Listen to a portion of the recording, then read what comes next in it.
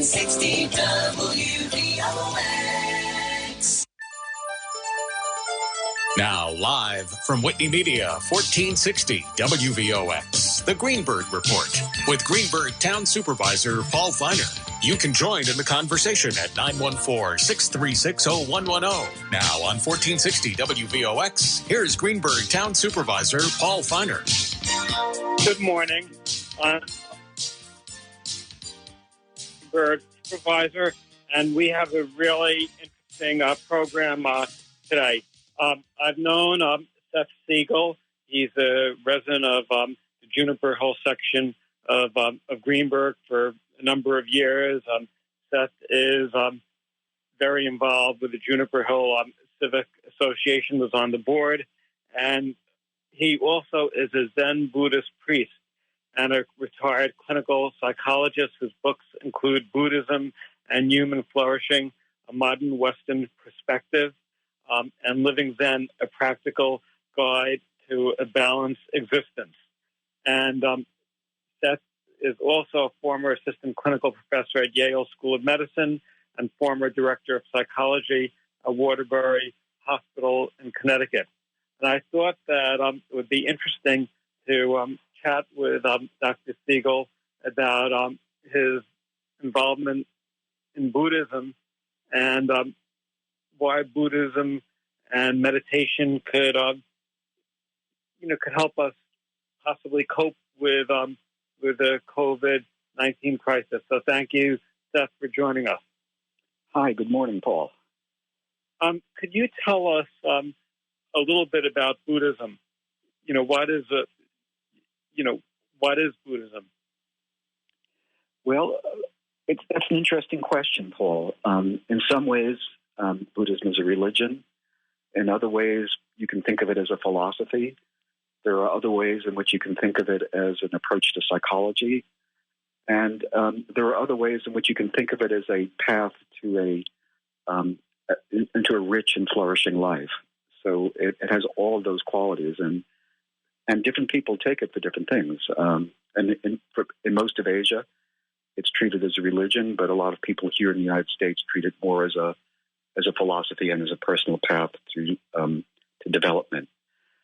But it's a religion that began about 2,500 years ago in India, and then spread gradually throughout Asia over the next 2,500 years, and for the last 100 years has been present here in the United States as well.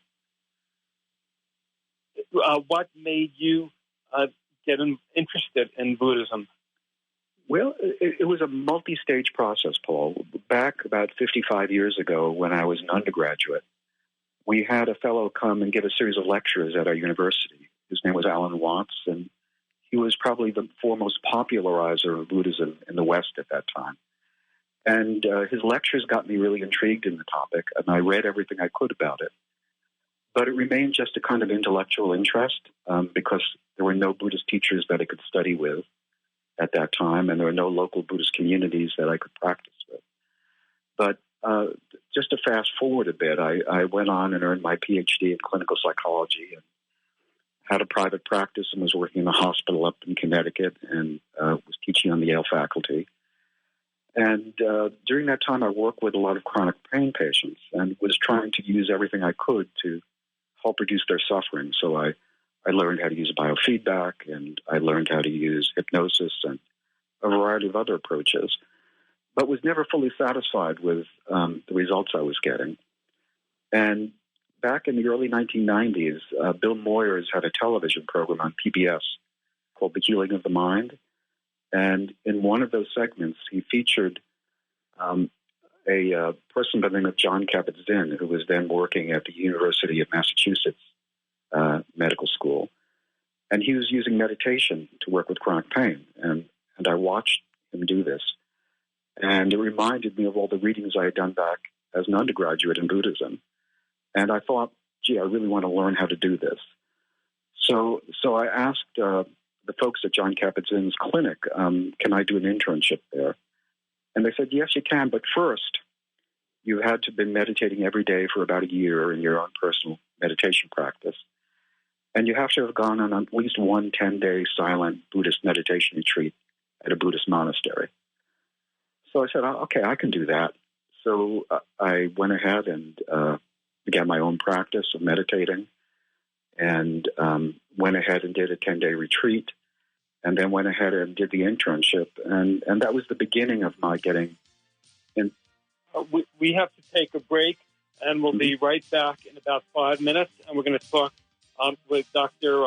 Seth Segall, a Zen Buddhist priest and a Greenberg community leader, about Zen and Buddhism, and also what you could do in the age of COVID-19. I'm Paul Feiner, Greenberg Town Supervisor.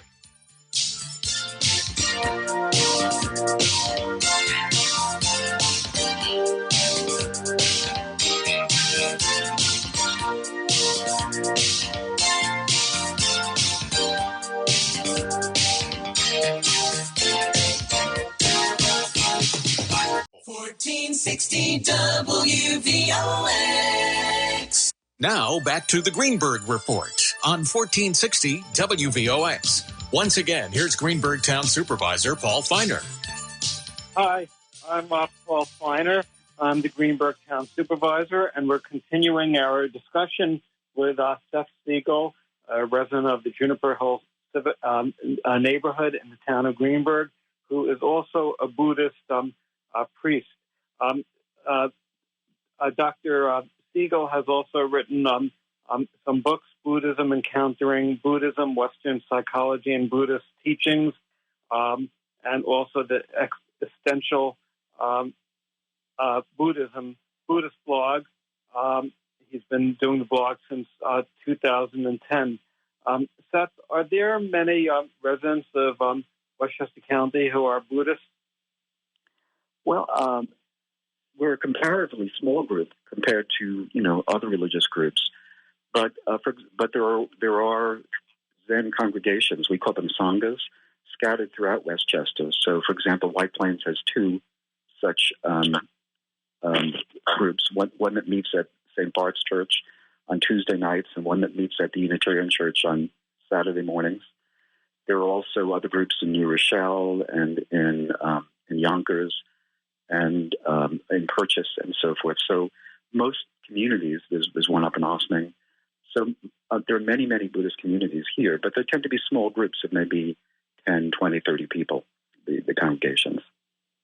And you mentioned that in Asia, Buddhism is more of a religion, but here it's more of a way of life. So could people go to synagogue or church and still be involved with the Buddhist community? Absolutely. So, for example, in White Plains Zen, which is one of the groups I belong to, we have people from all faiths who also go to church or go to mosque or go to temple and also come to the Zen Center to practice Zen. And within my own lineage within Zen, the particular Zen master in my lineage, Roshi Kennedy, is also a Jesuit priest. And we also have Michael Holleran, who is still an active priest. He was a Carthusian monk for 20 years. So we have people who practice in a number of faiths simultaneously. And so yes, I would think that most people, for example, in the Zen groups that I belong to, treat it more as a philosophy or as a way to enhance personal well-being than they do, and they still maintain their traditional religious beliefs within the communities they were born into. In terms of when somebody goes to church or synagogue, there's prayers and music. What's a typical meeting or service at a at a Buddhist temple? Okay, so in the groups that I belong to, typically the day will begin with a chant of some traditional Buddhist. They're called sutras, but they're sacred texts from the Buddhist tradition. So we might chant for about 5 or 10 minutes. And then there are silent meditations. And so we will probably do 2 silent meditations of about a half hour each. And we'll break that up with some walking meditation in between. And at the end of the 2 meditation sessions, there's usually a talk by a Zen teacher that goes on for about 20 minutes or so, and with maybe some discussion. talking about some aspect about meditation or one's philosophy of life. And then it will end with also a brief set of chants. These are usually vows that people take to be of service to all beings in the world and to try to kind of study the teachings as best as possible and understand them and to embody this way of life in their daily life. Right. Buddhist leaders argue that their teachings would be able to confront uncertainty, fear, and anxiety that has accompanied the spread of COVID-19. Is this something that you would agree with? Yeah, I think there are a number of things that we learn through meditation and through applying the teachings that help us deal with uncertainty and fear. Basically, the way it helps is, first of all, learning to accept our fear, that there's nothing wrong with us for being afraid, or there's nothing defective about us for that fear is just a natural response in life to certain kinds of challenging situations. But that despite the fear, you do what's necessary, you do what's needed in each situation. It also means you learn to deeply accept whatever situation you're in, so that you say, yes, this is the way it is right now. I have to shelter in place. I can't see my grandparents, or I can't visit my grandchildren. I can't go to stores right now. It's not safe. Or maybe you have someone living with you who's immune compromised in some kind of way or has a pre-existing condition, and you know you have to protect them. But rather than kind of getting caught up in all kinds of thoughts about how awful this is, you just accept it. This is the way it is. This is the way I have to live now, and that's all right. And then you focus on what it is that you can do that's effective and takes care of the situation. And when thoughts come about that cause you to panic, like, is this going to last forever? Or is somebody I love going to get sick and die? You just realize that's not the present moment right now. That's fears about the future that have never happened yet. And you let them drop and you say, okay, how can I just be here in this present moment and take care of what I need to do right here and now? And there can be a great sense of inner stability, equanimity, and peace and tranquility that you can maintain throughout all of this. That's really making peace with your reality, and it's also, instead of reacting with fear, you're really working with your fear, I would think. Yes, you're just realizing that a lot of the fear is related to the thought process that's going on about things that might happen in the future that haven't happened yet. So if something isn't happening right now, it doesn't need to be taken care of right now. Instead, what do I really need to do today? Well, today I have to remember, don't touch my face. Today I have to remember, keep my distance when I go out. You focus on what you need to do to take care of yourself and let the rest go. Right. We have to take another break, and we'll be back in a few minutes. With Seth Segall, we're going to be talking about Buddhism in Westchester, and it's a way of life that can help people cope with COVID-19. I'm Paul Feiner, Greenberg Town Supervisor.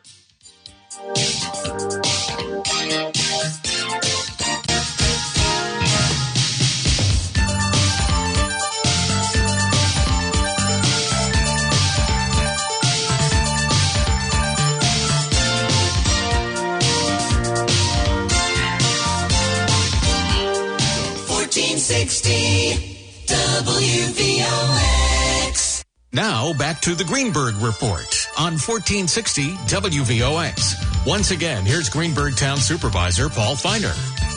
Hi, I'm Paul Feiner. I'm the Greenberg Town Supervisor, and we're talking with Dr. Seth Segall about an important topic, Buddhism in Westchester, and it's a way of life that could really help people cope with the corona, virus, because you're really accepting life and the challenges of the problems you're having.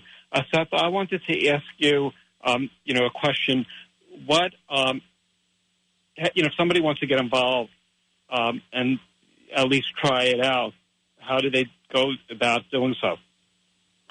Well, it's a little bit more difficult right now in the midst of the coronavirus in terms of, as I said, there are two Zen Buddhist communities here in White Plains, in this local area, one at St. Bart's Church and one at the Unitarian Church. But right now, we're not physically meeting together. We're meeting via Zoom, virtually. I suppose somebody could get in touch with me. Maybe you could forward their names and addresses, and I could hook them up so that they could participate in the Zoom meetings that we have. So if the listener is interested, they should email me, and I should email you? Yeah, that might be the best way. Ordinarily, I would say just drop in on a Tuesday night at St. Bart's Church or a Saturday morning at the Unitarian Church, but we're not doing that right now. Right. In terms of, another philosophy, people say practice mindfulness and meditation. And could you explain that? Sure. So mindfulness meditation is one Buddhist form of meditation. And what it involves with is what's involved with is paying attention to the present moment without any kind of judgment. So what we ask people to do when they practice mindful meditation is to sit down, sit upright in an alert position, close their eyes, and focus in on their sensations of breathing. And just see if they can keep all of their attention, focus all their attention just on breathing, feeling the in-breath and feeling the out-breath moment by moment by moment. And doing this for, say, perhaps 20 minutes or so. And what happens when you do this is you become very, very attentive to all the feelings in your body, all the sounds in the environment, everything that's happening in the moment right now. And you become aware of the thoughts as they come up in your mind, and you let go of them. And you just keep on returning again and again to just the feeling of the breath. It allows you to be more in your body, more focused, more attentive. It helps you to regulate your emotions better, to feel calmer and more serene and so forth. It's a very easy practice. And it's also a practice that you can practice even when you're not sitting in meditation. For example, anything you're doing, you can learn how to focus completely on that and not have a divided mind and not multitask. So if you're doing the dishes, for example, you can just focus on how the water feels on your hands and the feelings of your muscles as they move across the dish, the sensations against the skin and so forth. Or if you're playing with your children, you can focus totally on just being with the children and enjoying them rather than worrying about what you're going to make for dinner later on or who's going to pay, how you're going to pay the bills and so forth. You learn to put your mind in one place and keep it and focus there steadily. And it can really improve the quality of one's life. So it's interesting because you mentioned that you've been involved with psychology, and Buddhism is really psychology. It really could change. Now I have such a better understanding of the benefits, to so many people. This really probably could help a lot of people who are stressed out or have mental health, issues as a result of COVID-19. Absolutely. And in fact, when I worked over at Waterbury Hospital, I used to teach meditation to the patients who were hospitalized for psychiatric reasons. And they all found it, very, very helpful as a way of helping to stabilize their mind and cope with every difficulties they're having. One of the basic teachings in Buddhism, Paul, is that in any given moment, there's the moment as it actually is, and then there's the running critique we have in our heads about the moment that we want it to be different somehow, that we want it to be better than what it is, or there are things that we want that aren't there, or there are things that are present that we want to get rid of. And in Buddhism, the idea is you stop all that mental manipulation of the moment. You stop trying to improve the moment or push things away or make them better. You just accept that moment as it is and just breathe with it and be with it.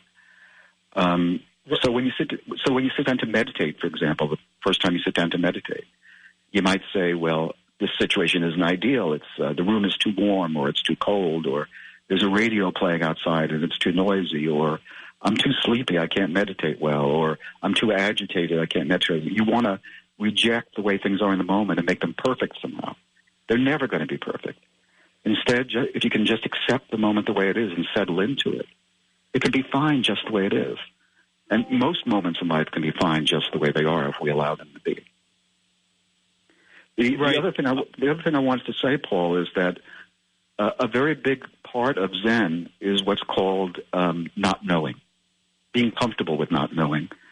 So when you listen to the radio today and hear about the coronavirus crisis, you hear every opinion under the sun about there's going to be a vaccine, there isn't going to be a vaccine, we should stay sheltered in place, we should open up. You know, you can catch the virus from this or you can't catch it from that. You hear 1,000 different opinions, and who knows which of them is right? Time will tell, right? But in the meantime, you have to learn to live with that kind of uncertainty and say, how can I focus on what I really need to do in this moment in the midst of all this terrible uncertainty? And Zen is great training for that. We have a saying in Zen that not knowing is most intimate. It's the way we really should our lives without feeling we have to be experts in everything. I have a question. If somebody, wants to meditate, but they're sort of distracted, they go, say, to a meditation center or a Buddhist, program, and everybody's meditating, but meanwhile they're sort of distracted thinking of something else or looking at other people or whatever. How could you learn how to meditate when your mind is thinking of all the problems you're facing? Okay, so here's the instruction. You begin focusing in on breathing, the sensations of breathing, and all of a sudden a distracting thought comes up. And so you note it. You say, oh, look, distracting thought. And then you drop the thought and go back to your breathing. And then the next second it pops up again. And you notice it. You make a note to yourself, okay, another distracting thought. And then you just drop it and go back to the breathing. And you do this over and over and over again. The idea is try to focus on your breathing, but you won't be able to because you will get distracted. Each time you get distracted, notice it and bring your mind back again. And what really strengthens the mindfulness muscle, so to speak, is this act of returning again and again to the focus. It's not staying there all the time. It's this bringing yourself back that really makes you better and better at being able to meditate. The other thing is if you have something that's going on that really is preventing you from focusing on your breath at all, let's say you're in chronic pain or you have a terrible worry or you're fearful, then you put all your attention on that feeling. What's that feeling like? Okay, how exactly do I feel it? Is it the same from second to second, or does it change slightly? You just stay with it and breathe with it, and that changes the experience itself. So let's say somebody just lost their job, and they're really stressed out, and they have health problems with family members, and they say, okay, I'm going to go and meditate. How long should they be meditating so they just focus? So when they're meditating, they're just focusing on breathing. And you try just. Well, the ideal length of time is going to be 20 minutes or so, but let's be realistic. Maybe you can't start off that way. So starting off at 3 minutes or 5 minutes is just fine. Everything, every little bit of it you do makes things better. So if you can only do it for 5 minutes, go ahead and do it for 5 minutes. That's fine. The important thing is to keep at it. Say, well, I'll do it 5 minutes a day, and I'll remember to do it 5 minutes each day this week, and I'll try it out for a week and see what happens. The important thing is that kind of consistency of going back and trying again. When somebody meditates, should the room be totally quiet, or should they have light music or something? I'll tell you when we come back. Okay, great.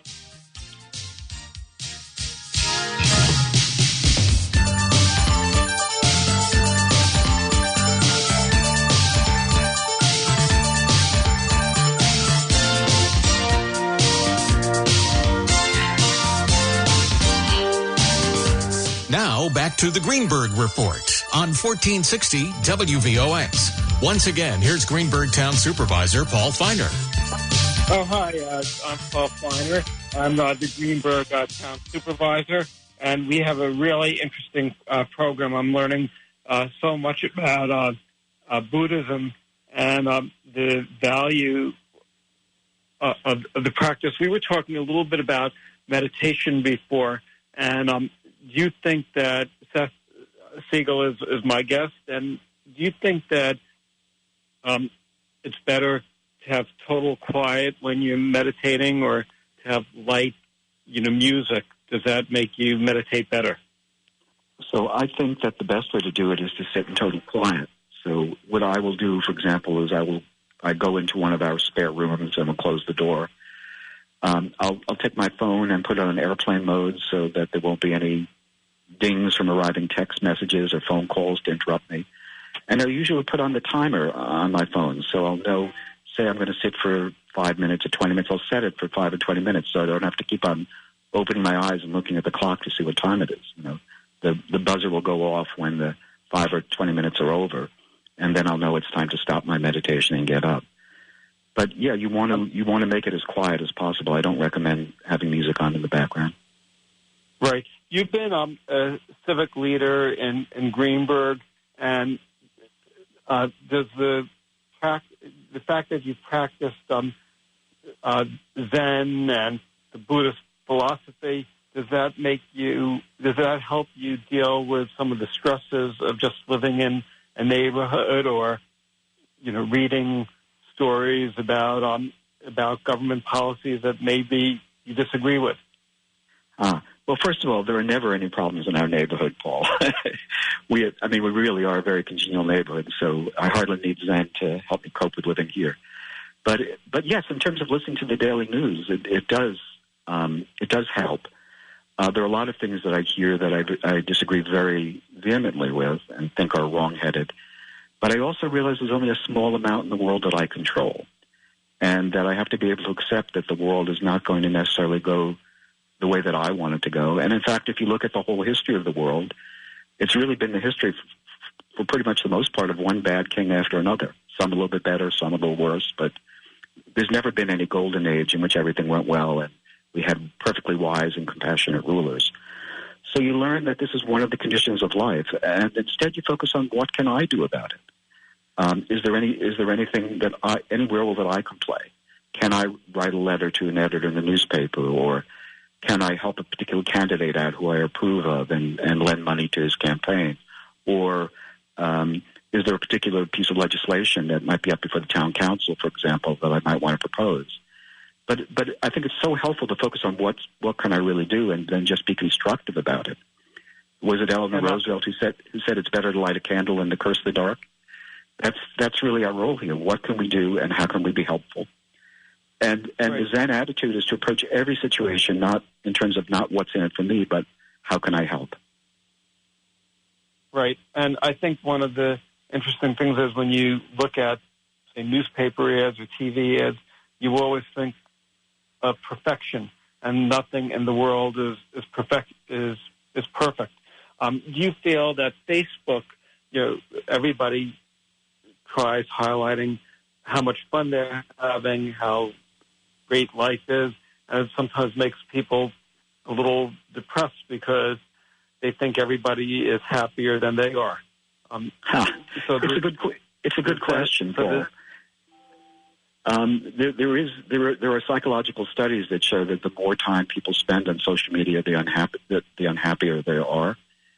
And of course, it's a little bit hard to tell which direction causality goes in. Or are people who are living unhappy lives spending more time on social media, or is it being on social media that's making them more unhappy? But there is this kind of, especially among younger people, I think this is kind of what we used to call trying to live up to the Joneses or compete with the Joneses, trying to show that your life is better than other people's lives. And then when other people are posting about their wonderful vacation in Mexico or the delicious meal they're eating, and they're not posting about who in their household is sick or who in the household is maybe having a difficult time, you can begin to think that your life is a little bit worse than other people's. And yes, that could contribute to feeling low. So it could really help also deal with jealousies. Yes, absolutely. On the other hand, I don't want to totally demean social media, because I am so grateful right now in this time of social isolating and staying in place that we have a way of staying connected to other people, even if it is only virtual. I think that's really been a blessing and a godsend during this crisis. Right. Buddhism also teaches the four immeasurables: loving kindness, compassion, joy, equanimity. Mm-hmm. And how does that deal with people's state of mind? Well, The idea in Buddhism is that compassion isn't just a feeling that comes and goes. It's really a mental state that can be built and strengthened and reinforced, and we can all learn to become more compassionate and loving than we currently are. And there are a set of meditations that we can engage in that supposedly strengthen that mental state. So, for example, we can imagine everybody in our lives and imagine sending them positive vibes of, may you be healthy and safe during this difficult time. May you find happiness and flourish. And you start with people you really care about, and then begin sending it to people that you feel kind of ambivalent about. In the end, you can even begin sending those wishes to people you dislike positively. That even if you've been cruel to me or have treated me badly, I can still hope for your improvement in life and that your life will be a good one. So Buddhism recommends that we take that attitude towards everyone we meet, that we find some way to relate to them in a compassionate way. And we find some way to extend goodwill to everyone, no matter who they are, and whether we find them personally appealing or not. That is interesting. Another goal of Buddhism is to understand interconnections. Mm-hmm. And could you explain that? Yes. So Buddhism believes that nothing, no person, no object, no animal, no plant, no rock, no mineral, nothing exists all by itself. But it only exists because of its deep web of interconnections with everything else. So that, for example, the person I am isn't just my own invention. It depended on my parents and my grandparents and my teachers and my friends and everyone who supported me and everyone who interacts with me. They've all kind of shaped my existence. The language that I'm speaking to you right now was a language that was spoken by Shakespeare and the King James Bible and by Celts and Saxons in ancient England. It's not something I invented. It's something that's common to the entire, English-speaking human race. All the tools that I'm using, all the food that I didn't grow up myself. It was grown by farmers, transported by truckers, put in stores by grocers, and so forth. We depend on this whole web of being, and it helps.